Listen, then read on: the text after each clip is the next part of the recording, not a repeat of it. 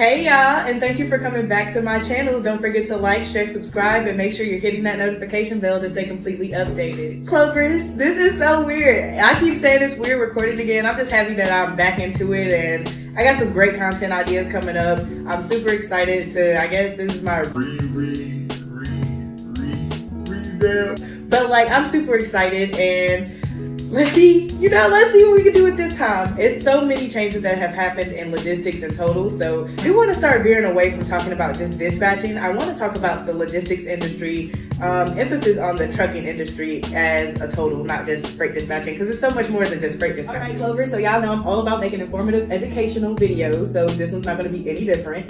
Today, we're going to talk about the current economic state of America and how it's impacting the trucking industry. So I know we've all been feeling the current economic situation that we are in within America.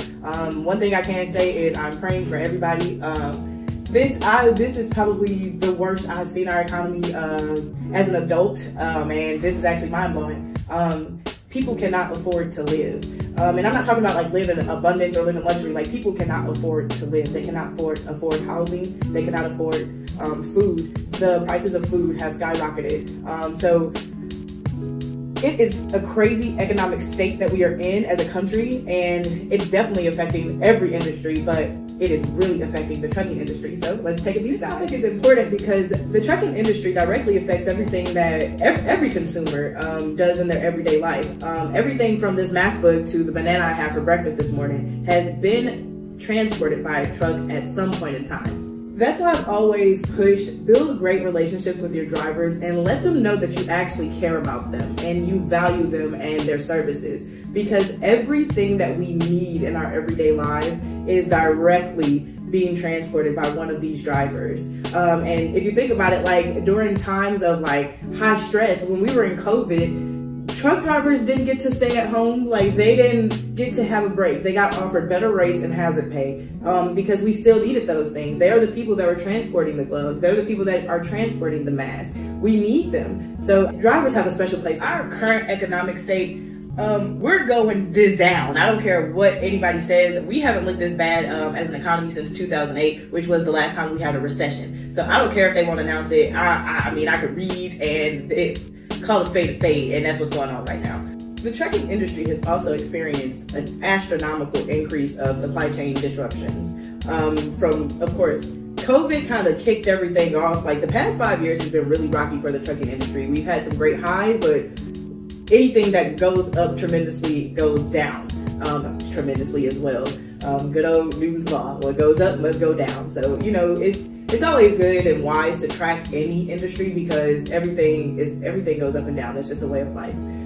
But these factors have created a ripple effect within all industries, and the trucking industry is feeling it the most, in my opinion, but I'm also directly in the trucking industry, so I just feel like I'm an advocate for it. Due to the trucking industry experience inflation, I don't know if America has realized, but that is the direct reason of why the cost of living has skyrocketed, because truckers are now having to try to mitigate the cost of experiencing inflation. So if they are asking for more money from the shippers, of course the shippers have to charge the consumers more money in order to get the product transported. So it's literally a ripple effect. It all stems from the trucking industry. Considering the fact that fuel costs are between typically like 20 to 30% of the operational cost of any type of trucking operation, you can't tell me you're not directly feeling the inflation of gas prices.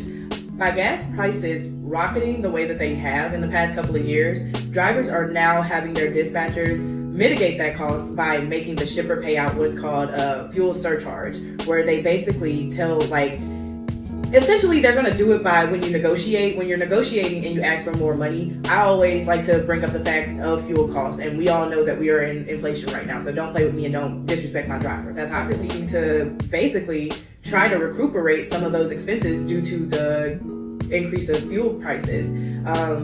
They're asking for more money. They're getting it, right? But that's only if the dispatcher is asking for it. As a dispatcher, if you're not asking for fair pay, they're not going to offer it to you. Closed mouths don't get fed. As a dispatcher, when you ask for more money, you now have the shipper paying you more, which means they have to charge the consumer who's getting the MacBook at Walmart more money because they had to pay more to get it transported. So that was a really quick example, but that is one example of how the current economic state is definitely affecting the trucking. The trucking industry has also experienced a lot of regulatory changes per DOT standards. So that's super expensive. With the new requirements and regulations that they have recently came out with, you could either get your older truck retrofitted, which means you're going to be paying for all new parts to get it up to DOT standards. And we all know that's going to come with a huge maintenance cost eventually down the line. So you could take plan B, which would be to buy a brand new tractor that is already DOT standardized because it's brand new. And with that, we're looking at what, like easily at the very low end, probably about $70,000. So with the regulatory changes and the DOT standards changing, that is another effect that the trucking industry has experienced due to the current economic state of America. It's kind of hard to pay for all of those changes and get your truck up to DOT standards or even buy a brand new tractor in this time because you're already not making enough money because the industry is experiencing some of the lowest rates that we've seen. So it's kind of like we're all in a rock and a hard place, and that's just how it feels. Despite these challenges, I will like to say I love being a part of an industry that's always going to adapt and always going to be innovative, because the truckers have been abiding by all of these changes and just taking everything to the chin, and that is literally how you stay competitive. Regardless, we need truckers, and we are already experiencing a driver shortage. Truckers are also embracing the new technologies that they're coming out with. They're improving efficiency, navigating all regulatory requirements with ease. So although they have been throwing a couple of monkey wrenches in the trucking industry, everyone's been able to maintain for the most part. And that's really what it's all about, just staying competitive, adapting, and pushing forward, or trucking forward. That's a wrap, folks.